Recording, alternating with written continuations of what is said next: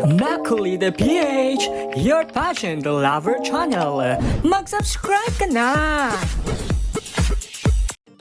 Ayon sa mga lumabas na scorecards, matapos ang top 5 question and answer round ng MGI All-Stars 2026, lumalabas na mataas ang naging marka ng pambato ng Pilipinas na si Gazini Ganados mula sa mga hurado. Sa katunayan, maraming pageant fans ang naniniwalang pasok sana siya sa top 3 base sa judges scores lamang.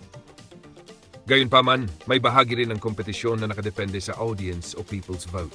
Dahil sa format na pinagsamang judges, evaluation at public voting, malaking epekto rin ang naging suporta ng mga tagahanga sa final ranking ng mga kandidata.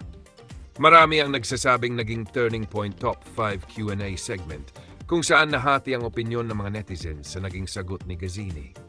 Dahil dito, may ilan umanong bumawas o tumigil sa pagboto na posibleng nakaapekto sa kanyang overall standing. Sa kabila nito, ipinakita ni Gazini Ganados ang kanyang husay, karanasan at matinding determinasyon sa buong kompetisyon. Para sa maraming Pilipino, higit pa sa placement ang kanyang ipinakitang redemption at muling pagdadala ng bandera ng Pilipinas sa international pageant stage.